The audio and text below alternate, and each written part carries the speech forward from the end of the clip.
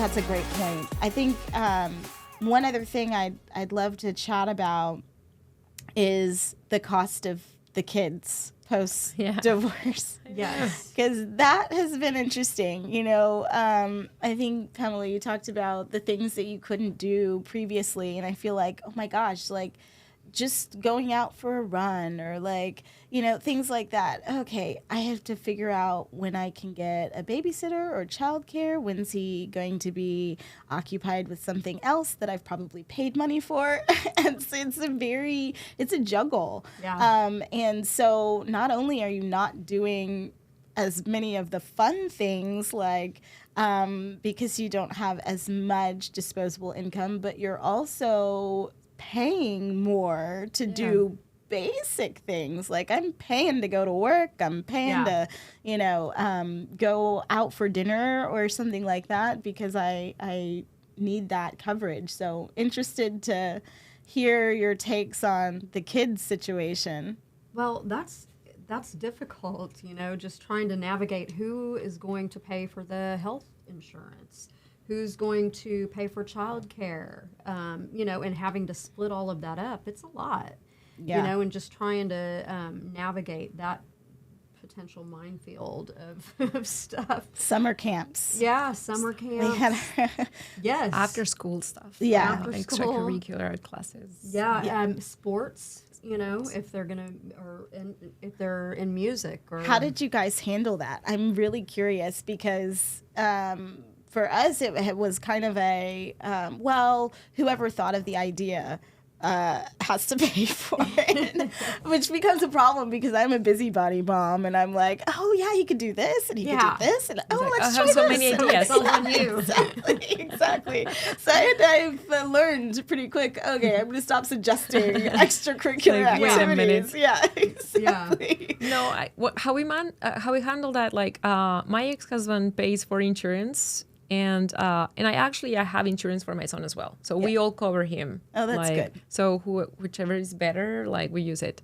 Which is a real thing these days. It's a toss up. Exactly, depending on whatever. Extracurricular classes, he pays for them.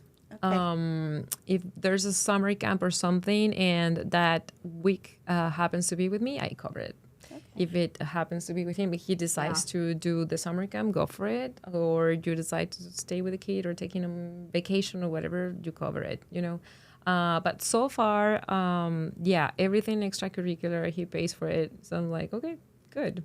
Yeah, that's awesome. Yeah, he, and my ex-husband disappeared, but like he had to leave for the first 2 years where we were divorced. So I always told him, like, you owe me. He's a manipulation.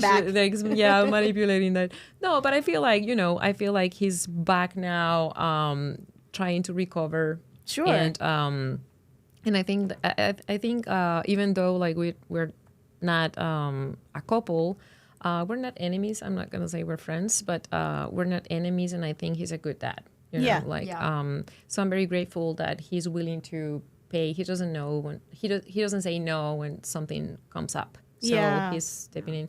And so I think also having a good relationship with your ex-husband is key.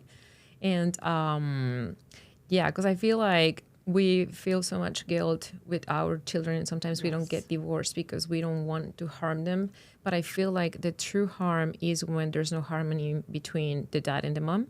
And sometimes they don't have to live in the same house. I feel like if we're in the same house and we're arguing all the time, that's bad for the kid. If we're in a separate household and we keep a good relationship, that's better for their health. I absolutely agree. Yeah, it's really interesting to me to see the dynamics that sometimes happen post-divorce. Me and my ex-husband also have a very good co-parenting relationship, and I'm very, very, very thankful for that.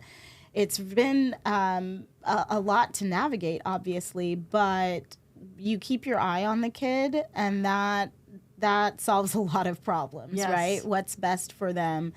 And so it's very much the same thing, he'll jump in, he'll contribute where needed, and And thankfully, we are blessed to be able to do fun things for him, but for our kiddo. But I think it's it is a guilt factor. It is a guilt factor, and sometimes it causes you to overgive. Yeah. I think. Yes. Making so, up for the, you exactly, know, the exactly. Yeah. deal. So you have to watch that as well. But it is nice to be able to coordinate and to have kind of an equal footing. I think that's the other thing that can happen sometimes post divorce is you have one household that has significantly more resources than the other, one. and you know. You really do want to try and equalize that as best as you can. I think, like you were saying, it's good for the child to see their parents interacting and engaging and getting along, and then also to have kind of an understanding that they're both okay, Right. and not really struggling financially, hopefully, and certainly not one of them struggling and the other disproportionately so Yeah. doing fine. Yeah. I agree. That's not a good situation for them to see. I think something that is common to happen is, there's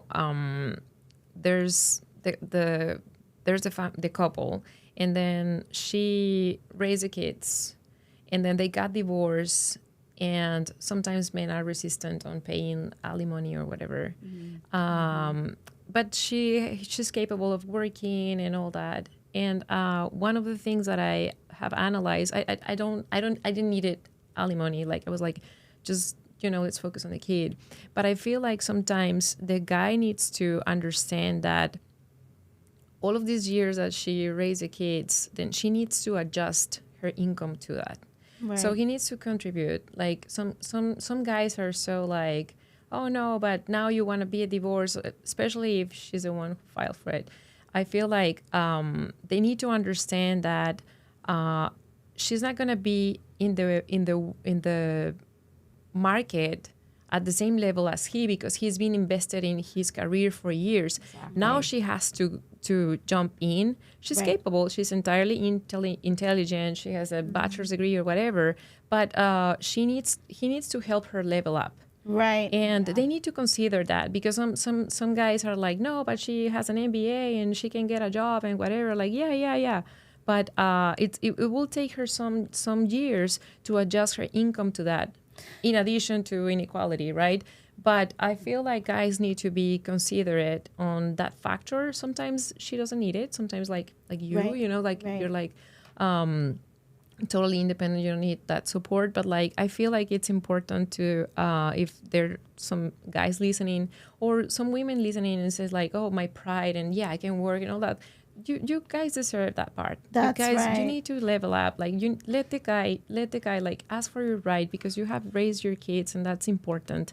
And you need to level up that in the market. You need to put yourself into that, and it will take you some years to Some grow your time. career, and sometimes you have to ask for those things. And to that point, you have to ask maybe for some specific things. So it might take sitting with yourself for a little while to say, if you're going through the divorce process, I don't know, speaking from experience, nothing is really phasing you. You're not really thinking deeply about anything except for this very, very traumatic thing that's happening to you right now. Yes.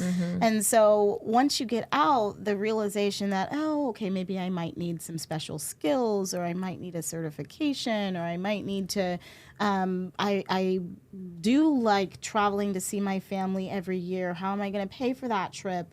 Thinking about some of those things that do kind of hit you off guard as you're going along your merry way might take a little time. So maybe having even a conversation, hopefully with your soon to be ex-spouse or ex-spouse about, I wasn't really thinking about this, but I really do need this help, or I really do feel like I want to go down this career path. Talking to your family or your friends about those types of decisions so that you can kind of make a plan for yourself. I think not being afraid to maybe not know what the next step is, but to have the conversations about it, because it is a financial reality that you need to change. You need to shift gears. I think that's so true, and a lot of women I know are in that position of having relied on the marriage and on that financial situation and having adjusted to those financial resources, and then you're out and you have no real means of making those dollars, but you're a smart, intelligent person. I was actually talking to a neighbor in the very same situation, relatives in the very same situation, where you have 20-year gap in your employment record, and you're having to kind of reestablish yourself as a professional. Yeah. With earning potential. So it can be very scary, and you might not know the path forward until you kind of have that revelation. Yeah, because at the beginning it's all emotions. Yeah. And Sure. but you also have the other side where women take advantage. Yeah. So I mean, you have to be realistic. I don't think, and I feel like if you are realistic and again accept what happened and what is your reality, leave the emotions on the side and ask for what you need, but at the same time, like, you don't want to bankrupt your ex-partner because he's a child. I mean, it's the father of your children. So you have to It have shouldn't be this, all out war. Yeah, exactly. Yeah, exactly. It has to be a middle point where you are realistic. And I understand like there's some difficult people out there, but I feel like in the end, what you do is what matters the most, and you have to ask for what you think is fair. And Right. you have to really think about what really is fair. What are you capable of doing? I've seen also some women that they just file for divorce and then they want to keep the lifestyle and they Right. want everything yeah. from the ex-husband. Right. And I'm like, dude, you also have the capacity to go work and just be realistic. Like, you cannot take all the money from your ex-husband. You don't want him around you, but yeah, you want the money as well. Like, Right. no. Like, let's be realistic. You have a career, like, you wanted this freedom, like, you also have to accept and adjust. So it's a weird spot, but I feel like we need to play with the grace, like, Yeah. it's not gonna be black and white. It's just gonna be, there's a gray and you have to dance with the gray. Yeah. Yeah. And be realistic, because in the end, if you have bad intentions, something bad is gonna happen to you. I feel- love this so much because, I mentioned earlier I was the financial guru in my marriage, and I'm sure that I could have extracted or been unfair If in you some wanted. sort Of of way course. if I had wanted to be. But Yeah, by law. the Same. reality of the situation is that I wanted to make sure that I was fair so that I could act with an integrity. I mean, it's Exactly. already a not great situation, right? So Yeah. why make it even more contentious? And so, yes, be as fair as possible, as equitable as possible. And yes, shoot for that zone where the kids, if you have them, can see that things financially are stable for both of the parents involved.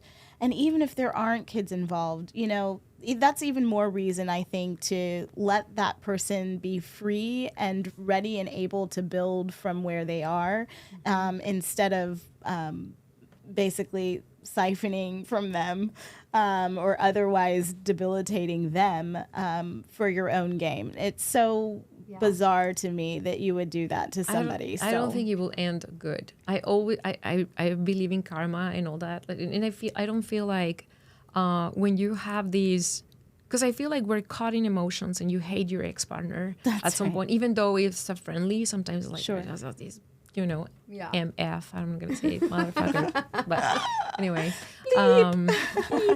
but and I think like we're all caught in emotions, and we have all these Machiavellic thoughts and all that. Like, I think like we just have to really sit down and say, like, listen, if I act with integrity, you say the word, if I act with integrity, the outcome is going to be good. That's it doesn't right. matter what if he's fair or not fair, for like it doesn't matter. Like, maybe that person is very difficult.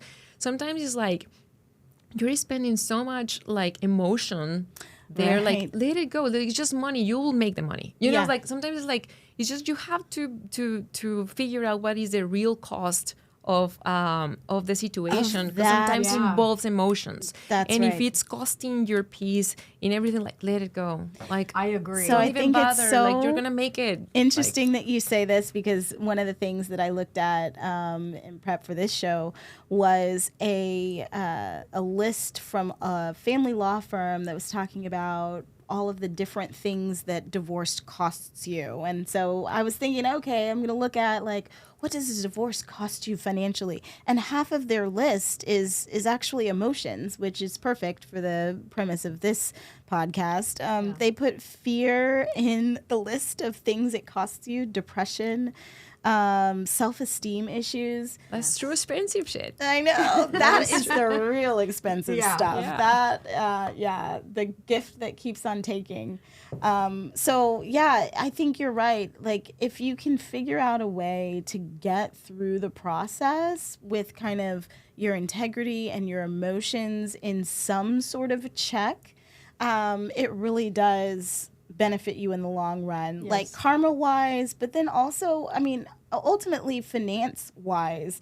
If you are fair, that probably means you know what you're doing Exactly. with your finances, so Yeah. you don't feel like you have to have like some sort of like gold miners, like, Yeah. oh, I'm gonna Take it all. yeah, exactly. You know, like at a certain point, if you're doing it to be vindictive, that's not great. And if you're doing it because you're just truly worried about having as much money as you possibly can, that is That's not probably great. not great either. It's a Yeah. very emotional response Yes, it is. to the situation. So you're right. I think it's part of the thing that can help you kind of take a deep breath and step back is to figure out what you really need.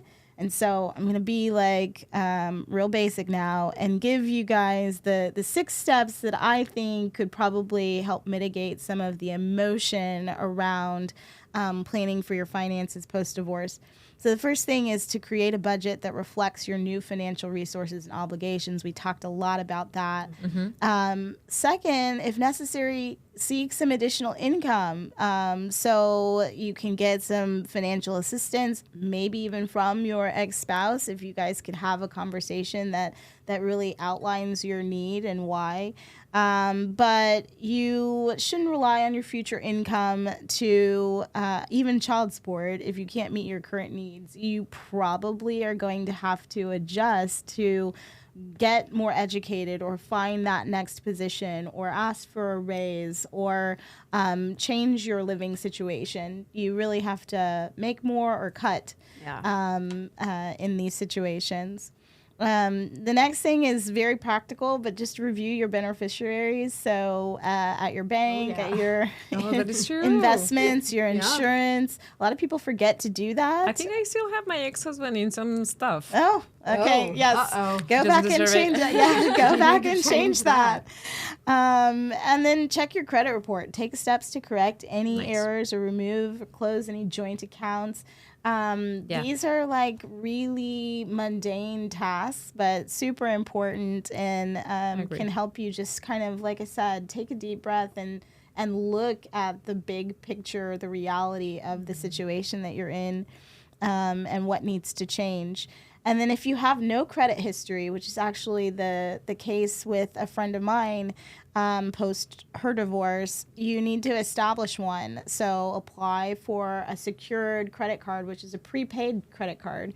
But that's something that you can do that can help you build your credit history, your credit score, which it's unfortunate, but many people who've been married and in these situations, or even if they've been married, if they weren't a joint holder on some accounts and their spouse kind of paid for everything and they might have been even working but not thought to have a credit card.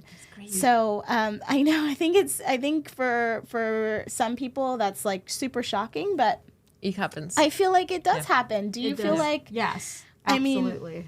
And then the last thing is to set some new financial goals and do your research on what it'll take you to meet them. So If you're feeling like you're not empowered, like you said, knowledge is power. Go out, take a class. Like literally, you can find on YouTube some So many free stuff. free classes and courses on how to do a budget, how to manage your finances, key things to do, look for.